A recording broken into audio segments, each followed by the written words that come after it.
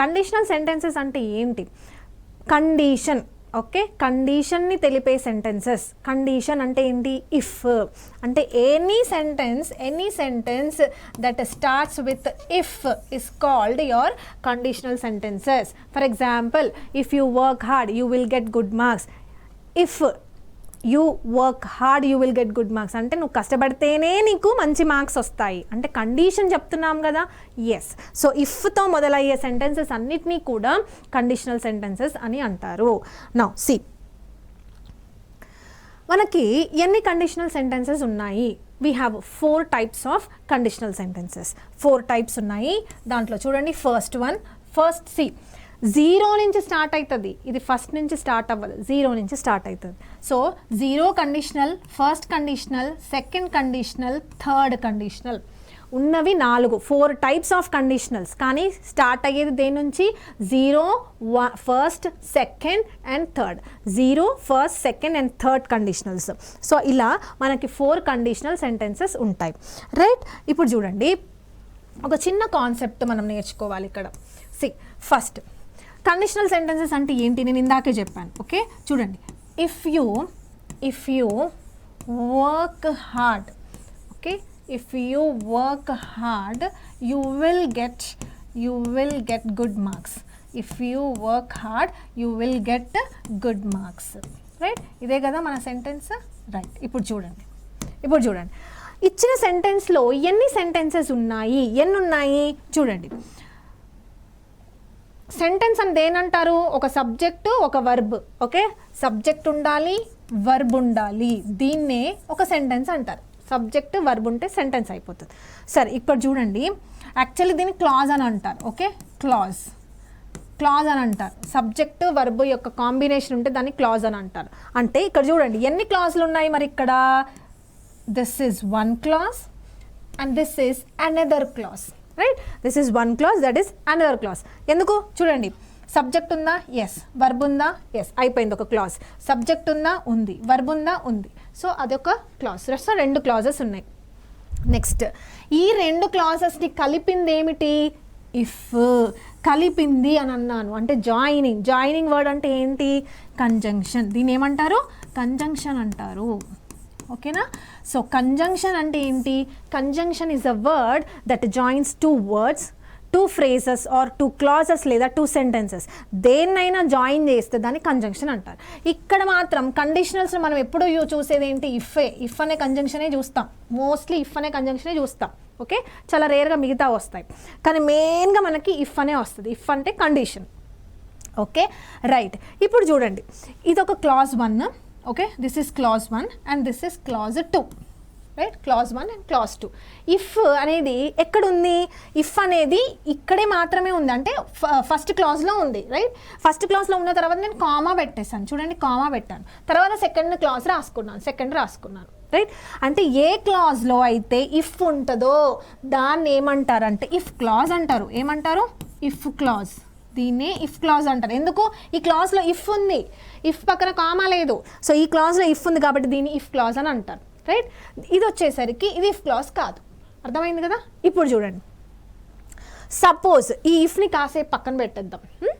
ఇక్కడ చూడండి, you work hard నేను సపోజ్ ఇక్కడ ఫుల్ స్టాప్ పెట్టి ఓన్లీ నేను ఇది ఒక్కటే కన్సిడర్ చేసుకున్నాను, ఇదే ఒక ఇండివిజువల్ సెంటెన్స్ లాగా తీసుకున్నాం అనుకోండి. Suppose you work hard, complete meaning ఏమైనా ఇస్తుందా? ఇవ్వట్లేదు కదా, అంటే incomplete. If you work hard, so దాని తర్వాత ఏంటి చెప్పు అన్నట్టే ఉంది కదా, అంటే ఏంటి? ఇది ఇన్కంప్లీట్గా ఉంది. అట్లా కాకుండా ఇప్పుడు చూడండి, you will get good marks, దీన్ని ఇండివిజువల్గా తీసుకున్నాము. You will get good marks అనేది కంప్లీట్ మీనింగ్ ఇస్తుందా? ఇస్తుంది, ఖచ్చితంగా ఇస్తుంది, కంప్లీట్ మీనింగ్ ఇస్తుంది. You will get good marks. So అంటే ఈ క్లాజ్ని ఇండిపెండెంట్గా నువ్వు వాడుకోవచ్చు. ఇండిపెండెంట్గా కంప్లీట్ మీనింగ్ ఇస్తుంది కాబట్టి ఇండిపెండెంట్గా వాడుకోవచ్చు. ఏది? ఈ క్లాస్ని. అందుకని ఇది దేని మీదైనా డిపెండ్ అవుతుందా? ఇండిపెండెంట్గానే ఉంది. దేని మీదైనా డిపెండ్ అవుతుందా? డిపెండ్ అవ్వట్లేదు. సో ఇండిపెండెంట్గా ఉంది కాబట్టి దీన్ని ఇండిపెండెంట్ క్లాస్ అని అంటారు, ఓకే? Independent class. నౌ ఇక్కడికి వద్దాం, యూ వర్క్ హార్డ్. ఇప్పుడు ఇది దీని మీద డిపెండ్ అవుతుంది పూర్తి మీనింగ్ రావడానికి. అంటే ఈ క్లాజ్ 1 అనేది క్లాజ్ 2 పైన డిపెండ్ అవుతుంది కాబట్టి క్లాజ్ 1ని డిపెండెంట్ క్లాజ్ అని అంటారు, ఓకేనా? Dependent class. డిపెండెంట్ క్లాస్ అర్థమవుతుంది కదా. ఇది దేని మీద డిపెండ్ కాదు, ఇది ఒక్కటి ఒంటరిగా యూస్ చేసినా కూడా ఇట్ మేక్ సెన్స్. సో అందుకని ఇది ఇండిపెండెంట్ క్లాస్. కానీ దీన్ని మనం ఇండిపెండెంట్గా వాడుకోలేము, ఏదైనా ఖచ్చితంగా ఇంకొకటి ఏదో కావాలి ఇన్ఫర్మేషన్ పూర్తి మీనింగ్ రావడానికి. సో ఇది దేని మీద డిపెండ్ అవుతుంది కాబట్టి, అంటే దేని మీద డిపెండ్ అవుతుంది, దీని మీద డిపెండ్ అవుతుంది కాబట్టి దీన్ని డిపెండెంట్ క్లాజ్ అని అంటారు. మరొక పేరు ఏంటంటే చూడండి, ఇది దేని మీద డిపెండ్ అవ్వట్లేదు కదా అంటే ఇది మెయిన్ హెడ్ అని చెప్పచ్చా, అందుకే దీన్ని మెయిన్ క్లాజ్ అని కూడా అంటారు. ఓకే, దీన్ని మెయిన్ క్లాజ్ అని కూడా అంటారు. మెయిన్ క్లాజ్, మెయిన్ హీరో, దేని మీద డిపెండ్ అవ్వదు. నెక్స్ట్ ఇది చూడండి, ఇది దానిపైన డిపెండ్ అవుతుందా? ఎస్, డిపెండ్ అవుతుంది. డిపెండ్ అవుతుందంటే వీడు చిన్నవాడనే కదా, అంటే మెయిన్ హెడ్ వీడి కింద వీడు అంటే ఏంటి, ఈ క్లాజ్ని ఏమనొచ్చు, సబార్డినేట్ క్లాజ్ అని చెప్పచ్చు. సబార్డినేట్. Okay, subordinate clause. కోఆర్డినేట్కి సబార్డినేట్కి డిఫరెన్స్ ఏంటి? కోఆర్డినేట్ అంటే మనతో సమానంగా పనిచేసే వాళ్ళని కోఆర్డినేట్స్ అంటారు, మన కింద పనిచేసిన వాళ్ళని ఏమంటారు, సబార్డినేట్స్ అంటారు. ఇప్పుడు ఇది కింద పనిచేసినట్టే అంటే డిపెండ్ అవుతుంది, దీని మీద డిపెండ్ అవుతుంది కాబట్టి ఆబ్వియస్గా దీని స్థానం తక్కువ, అందుకని దీనికి సబార్డినేట్ క్లాజ్ అని లేదా డిపెండెంట్ క్లాజ్ అని అంటారు. మరి ఈ క్లాజ్ని independent clause or main clause అని అంటారు. ఇప్పుడు చూడండి, మరి ఇక్కడ ఇఫ్ అనే కంజంక్షన్ దేనికి ఉంటుంది? అసలు మెయిన్ క్లాస్కి ఇండిపెండెంట్ క్లాస్కి ఏమైనా అవసరమా? ఇఫ్ లేకపోయినా అది హీరో, దానికి ఇఫ్ లేకపోయినా అది కంప్లీట్ మీనింగ్ ఉంది, దానికి ఎవరి సహాయం అవసరం లేదు. It is main. Okay, so దేనికి సహాయం అవసరం లేదు. దేనికి మరి ఇది అసిస్ట్ చేయాలి, కంజంక్షన్ దేనికి ఉండాలి అంటే డిపెండెంట్ క్లాస్కి లేదా సబార్డినేట్ క్లాస్తో మాత్రమే ఈ ఇఫ్ అనే కంజంక్షన్ని ఉపయోగిస్తాము. సో ఇదన్నమాట హోల్ థియరీ. అసలు కండిషనల్ సెంటెన్సెస్ ఎలా ఉంటాయి, ఇఫ్ క్లాస్తో మొదలయ్యే వాటిని కండిషనల్ సెంటెన్స్ అంటారు. ఏవైతే కంప్లీట్ మీనింగ్ ఉండదో, సగం ఉంటుందో దాన్ని అది వేరే మీద డిపెండ్ అవుతుంది, సో అందుకని దీన్ని డిపెండెంట్ అంటాం. ఇంకా దాని స్థానం తక్కువ, డిపెండ్ అవుతుంది కాబట్టి ఆబ్వియస్గా దాని స్థానం తక్కువ, సో అందుకే సబార్డినేట్ అంటున్నాం. ఇది ఎలోన్ యూస్ చేయొచ్చు, రైట్, కంప్లీట్ మీనింగ్ ఇస్తుంది, ఎవరి మీద డిపెండ్ కాదు, అందుకే main and then independent clause అని అంటాం, రైట్. ఇది కండిషనల్ సెంటెన్స్ యొక్క స్ట్రక్చర్. సరే, ఇప్పుడు మనం టైప్స్ చూసాం కదా, 0, ఫస్ట్, సెకండ్, థర్డ్ అని చూస్తాం. దాంట్లో ఫస్ట్ 0 మనం లాస్ట్ నేర్చుకుందాం. ఓకే, 0 లాస్ట్ నేర్చుకొని ఫస్ట్, సెకండ్, థర్డ్ నేర్చుకున్న, లాస్ట్కి 0 నేర్చుకుందాం. కానీ రాయడం మాత్రం నేను ఫస్ట్ 0 అనే రాస్తాను, రైట్. ఫస్ట్ కండిషనల్ అంటే ఏంటి? ఫస్ట్ కండిషనల్ అంటే ఏంటి? ఎగ్జాంపుల్ చూడండి. If I study hard, okay, if I study hard, I will pass the exam. If I study hard, I will pass the exam. Next చూడండి, if he invites, I will attend the meeting. Right, అసలు దీన్ని ఎలా గుర్తుపెట్టుకోవాలి? మొత్తం 4 ఉంటాయి. ఈ 4ని ఎలా గుర్తుపెట్టుకోవాలి? బట్టి కొట్టొద్దు. చూడండి, ఇఫ్తో మొదలైంది కదా, చదవండి. ఇఫ్ ఐ స్టడీ హార్డ్ అంటే ప్రస్తుతం నేను ఇప్పుడు హార్డ్ వర్క్ చేస్తే దాని యొక్క రిజల్ట్ ఎక్కడ వస్తుంది? దాని యొక్క రిజల్ట్ ఫ్యూచర్లో వస్తుంది నాకు. ఎస్, ఇప్పుడు నేను సరిగ్గా చదివితే నాకు మంచి మార్క్స్ ఫ్యూచర్లో వస్తుంది. సో ఫ్యూచర్లో వస్తుంది కాబట్టి ఈ రిజల్ట్ అనేది ఎలా ఉండాలి? ఫ్యూచర్లో ఉండాలి. అందుకే సింపుల్ ఫ్యూచర్లో రాసుకోవాలి. ఓకేనా? ఇఫ్ క్లాస్ ఏమో సింపుల్ ప్రజెంట్లో ఉంది, రైట్. దాని యొక్క రిజల్ట్ వచ్చేసరికి సింపుల్ ఫ్యూచర్లో రాసుకున్నాము. ఎందుకు రాసుకున్నాము? చూడండి, ఇఫ్ ఐ స్టడీ హార్డ్, నేను ఇప్పుడు ఈ పని చేస్తే దీని యొక్క రిజల్ట్ మనం ఫ్యూచర్లో చూస్తాం. అందుకని సింపుల్ ప్రజెంట్, ఇప్పుడు నువ్వు ఇది చేస్తే దాని యొక్క రిజల్ట్ ఫ్యూచర్లో చూస్తాం. అందుకే స్ట్రక్చర్ ఇలా అయిపోయింది. చూడండి, ఇఫ్ అనేది సింపుల్ ప్రెజెంట్కి ఉపయోగిస్తాము, అండ్ దెన్ ఈ ఇండిపెండెంట్ క్లాజ్ వచ్చేసరికి సింపుల్ ఫ్యూచర్. వాడు క్వశ్చన్ ఎలా ఇస్తాడంటే ఇఫ్ ఐ స్టడీ హార్డ్ అని అంటాడు. ఓకే, ఐ వుడ్ అని అంటాడు. ఇక్కడ ఏమని ఇస్తాడు? వుడ్ అని ఇస్తాడు. I would pass the exam అని అంటాడు. మనం ఏం చేయాలి? కరెక్ట్ చేయాలి. ఎందుకు చేయాలి? కరెక్ట్ ఎలా చేయాలి? ఇఫ్ ఐ స్టడీ హార్డ్ అంటే నేను ఇప్పుడు ఈ వర్క్ చేస్తే, సింపుల్ ప్రజెంట్లో చేస్తే నాకు ఆ యాక్షన్ ఫ్యూచర్లో కనిపిస్తుంది. అందుకని ఫ్యూచర్ అనగానే ఏమేమి వస్తాయి? విల్ వస్తుంది, షల్ వస్తుంది. ఓకే, సో ఇక్కడ వచ్చే వర్డ్స్ ఏంటి? విల్, షల్, ఓకే, ఇలాంటివి వస్తాయి. Can, May. So this is all about first condition. నా సెకండ్ చూడండి. Second, if he invites I will attend the meeting. ఇప్పుడు అతను నన్ను ఇన్వైట్ చేస్తే నేను రేపు పొద్దున ఫ్యూచర్లో వెళ్తాను. ఇన్వైట్ చేయండి, నేను ఎందుకు వెళ్తాను? సో ఇన్వైట్ చేయాలి, తర్వాత ఫ్యూచర్లో యాక్షన్ కనబడుతుంది కాబట్టి చూడండి, ఇది సింపుల్ ప్రజెంట్లో ఉంది అండ్ దెన్ యాక్షన్ వచ్చేసరికి సింపుల్ ఫ్యూచర్లో ఉంది. అర్థమవుతుంది కదా? Simple present, simple future. ఇది ఫస్ట్ కండిషనల్కి సంబంధించింది. నెక్స్ట్ చూడండి, సెకండ్ కండిషనల్. ఫస్ట్ కండిషన్ అంటే ఏంటి? ఇప్పుడు నేను ఈ వర్క్ చేస్తే ఫ్యూచర్లో చూస్తాం, అది ఫస్ట్. సెకండ్ కండిషన్ ఏంటంటే పాస్ట్ అన్నమాట. పాస్ట్ అంటే నేను పాస్ట్లో చదవలేదు, నాకు మంచి మార్క్స్ రాలేదు అని అర్థం.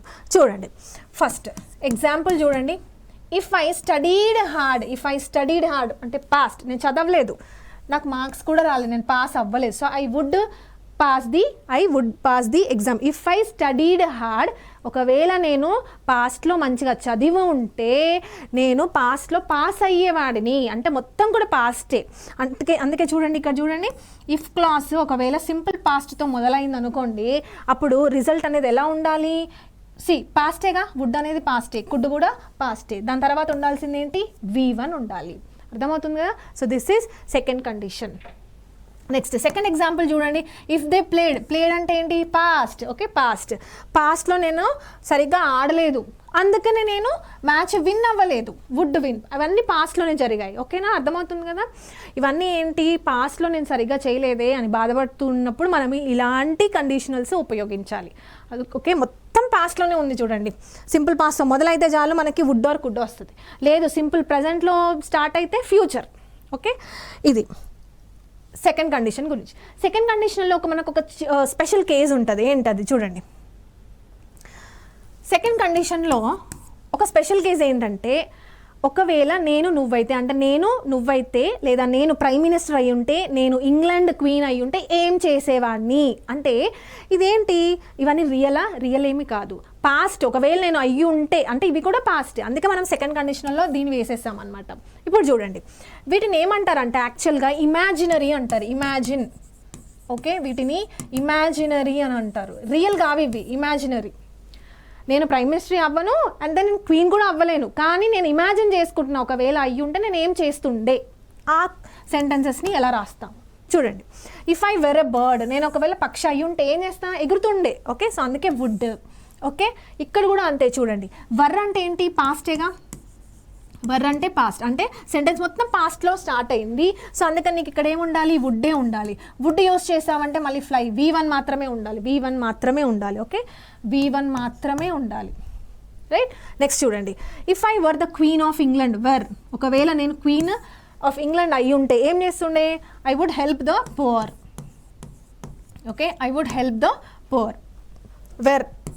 వర్ అనేది ఏంటి? పాస్ట్. సో పాస్ట్ ఉంది కాబట్టి అందుకే మనం వుడ్ రాసుకున్నాం, విల్ రాసుకోలేదు. వాడేం చేస్తాడు? ఎగ్జామ్లో విల్ అని ఇస్తాడు. ఓకే, లేకపోతే హ్యావ్ అని ఇస్తాడు, ఏదో ఇస్తాడు. సో మనం ఏం చేయాలి?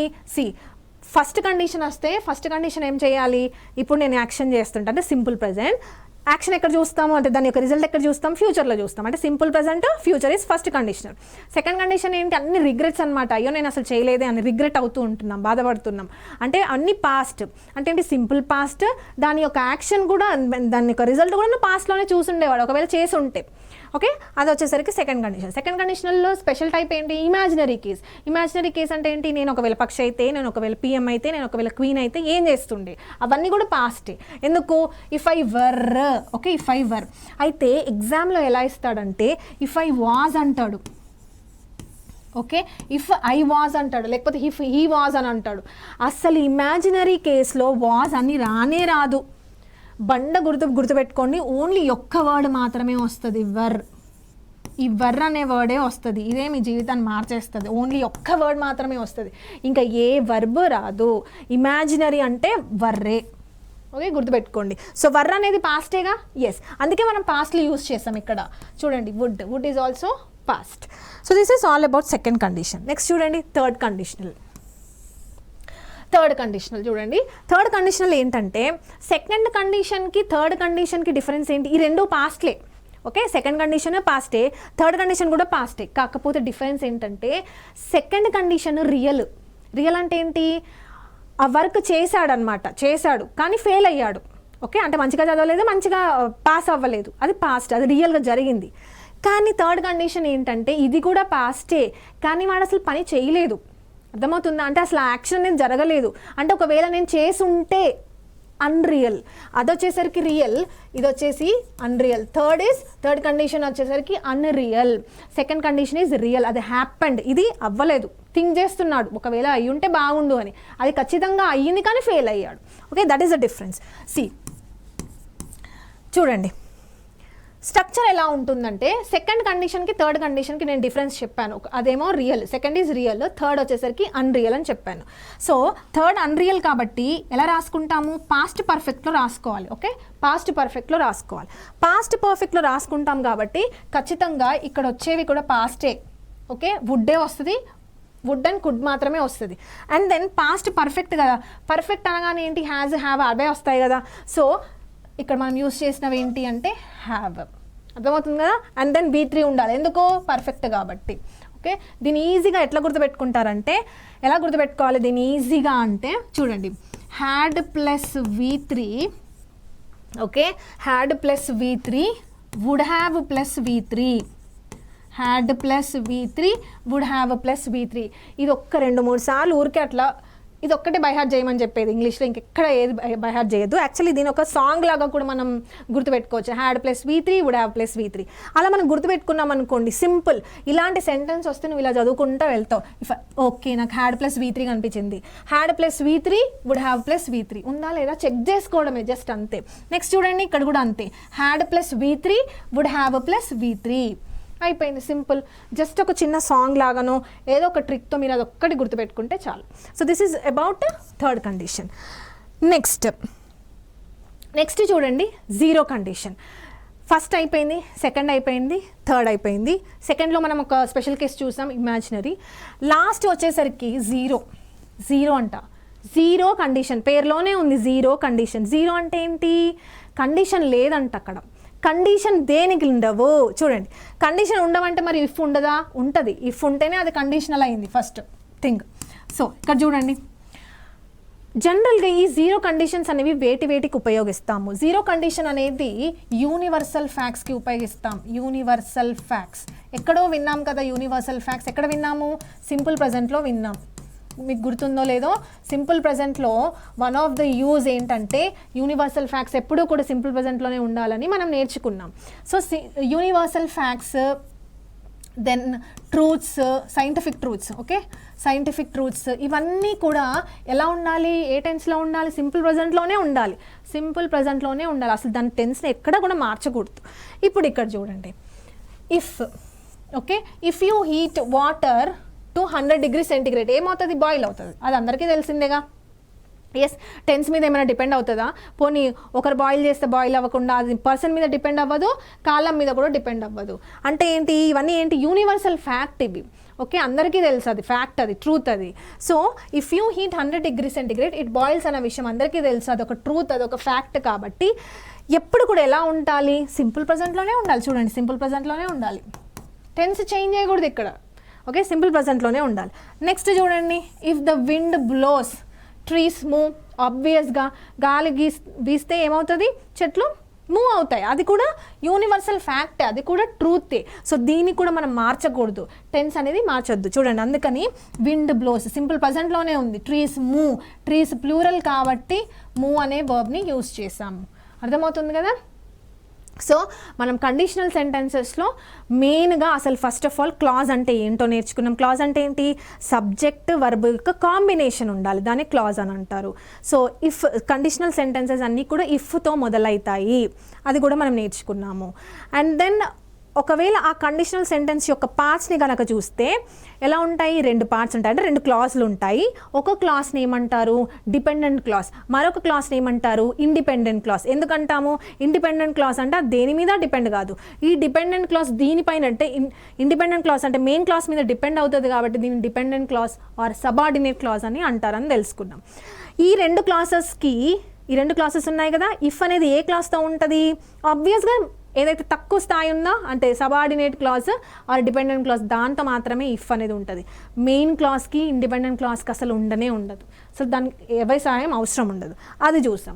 నెక్స్ట్ ఏం చూసాము, టైప్స్ ఆఫ్ కండిషనల్స్ చూసాం.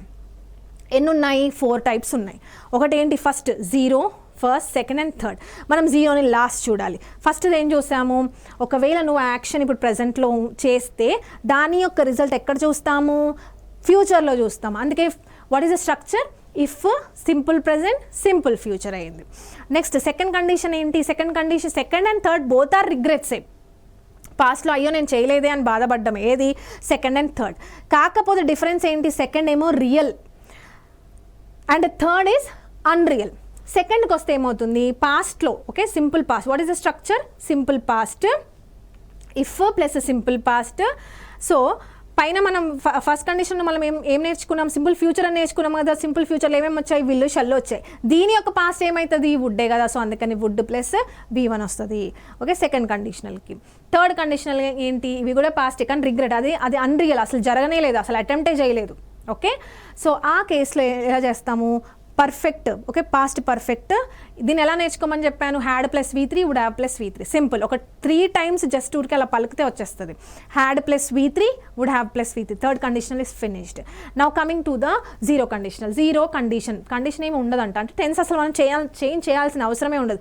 టెన్స్ చేంజ్ చేయనివి ఏమేమి ఉన్నాయి అంటే universal facts and then truths.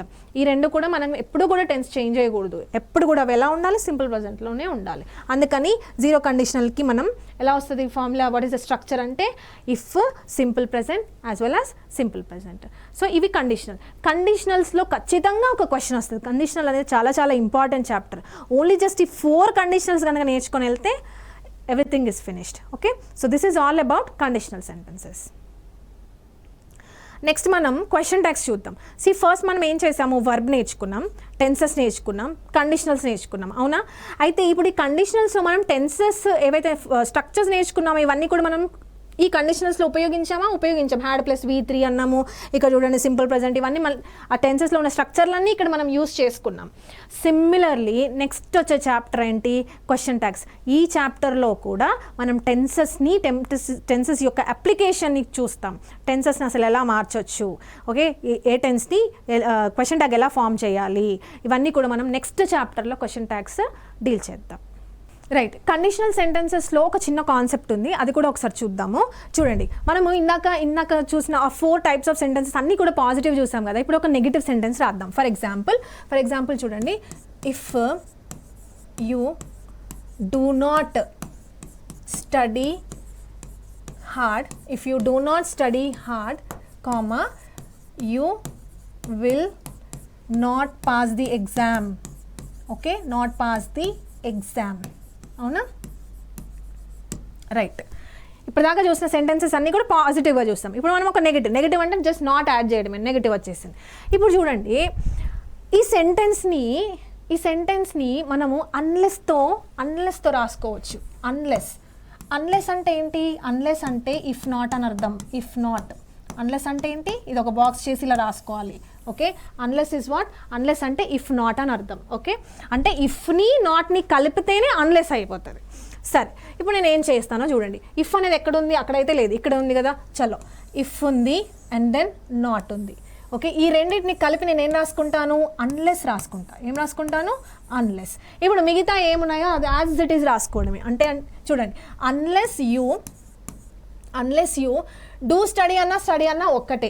So unless you study hard, okay, unless you study hard, comma, మిగతా మొత్తం same. You will not pass the exam. అర్థమవుతుంది కదా. ఇది కూడా ఇంపార్టెంట్ కాన్సెప్టే, ఇందులో కూడా వచ్చాయి చాలా క్వశ్చన్స్. ఓకే, సో అన్లెస్ అనేది ఎప్పుడు ఉపయోగిస్తాము, ఇఫ్ నాట్ కలిపితే మనకి అన్లెస్ అవుతుంది. అంటే ఒకవేళ నెగిటివ్ ఇఫ్ క్లాస్లు ఉంటాయి కదా, ఆ నెగిటివ్ అంటే ఇఫ్ని నాట్ని కలిపి మనం అన్లెస్ రాసుకోవచ్చు.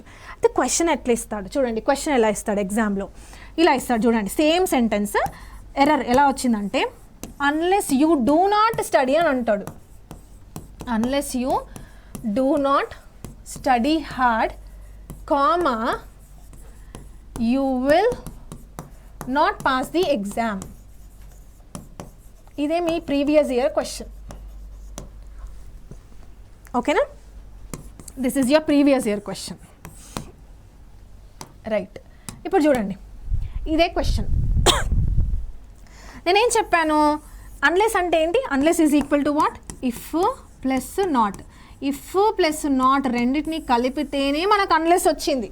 అంటే అన్లెస్ ఉన్న చోట నాట్ ఉండకూడదు అనేగా అర్థం. ఎస్ ఆర్ నో, అన్లెస్ ఉన్న చోట నాట్ ఉండకూడదు. ఎందుకు, అన్లెస్ అంటేనే ఇఫ్ నాట్ అని. మళ్ళీ అన్లెస్ రాసి నాట్ రాసి రిడెండెన్సీ అయిపోతుంది, రిపిటేషన్ అయిపోతుంది, ఓవర్ అయిపోతుంది. సో ఏం చేయాలి, అన్లెస్ ఉన్న చోట నాట్ ఉండకూడదు. అంటే ఎర్రర్ ఇక్కడ ఉంది, నాట్ అనేది ఉండకూడదు. ఓకేనా. సో ఇలా ఇస్తూ ఉంటాడు. అన్లెస్ అనే కాన్సెప్ట్ చాలా చాలా ఇంపార్టెంట్. అన్లెస్ అంటే ఏంటి? అన్లెస్ అంటే ఇఫ్ నాట్. జనరల్గా అన్లెస్ అనేది మనం ఎప్పుడు వాడతాము? నెగటివ్ కండిషనల్స్కి వాడతాం. నెగటివ్ కండిషనల్స్ అంటే ఏంటి? ఇఫ్ ఉండాలి, నెగటివ్ కండిషన్ అంటే ఒక నెగటివ్ వర్డ్ ఉండాలి అండ్ దెన్ ఒక కండిషన్ వర్డ్ ఉండాలి. ఓకే, అందుకని if not, if you do not study hard you will not pass the exam. రెండిట్లో నాట్ ఉంది చూడండి. ఎస్, అయితే మనం ఏం చేసాము? ఈ ఇఫ్ని నాట్ని కలిపి ఏం చేసాము? అన్లెస్ అని రాసుకున్నాం. అన్లెస్ ఉన్న దగ్గర ఎక్కడ కూడా నాట్ లేదు. ఎందుకు? అన్లెస్లోనే నాట్ ఉంది. అన్లెస్సే ఇఫ్ నాట్. అర్థమవుతుంది కదా. మరి మిగతా పార్ట్ ఆఫ్ ద సెంటెన్స్లో నాట్ ఉండకూడదా అంటే ఉండాలి. నాట్ అనేది ఉండాలి నెక్స్ట్ పార్ట్ ఆఫ్ ద సెంటెన్స్లో. ఎందుకంటే the whole sentence is in negative sentence. Yes, it is in negative, మొత్తం కూడా నెగటివ్ సెంటెన్సే. ఓన్లీ మనం ఏం చేసాము? ఈ ఇఫ్ని నాట్ని కలిపి ఏం చేస్తాము? అన్లెస్ అని చేసేస్తాం. అర్థమవుతుందా? సో మనకి ఇలా ఇస్తూ ఉంటాడు. ఓకే, అన్లెస్ అని ఇచ్చి నాట్ అని ఇస్తాడు. సో మనం ఏం చేయాలి?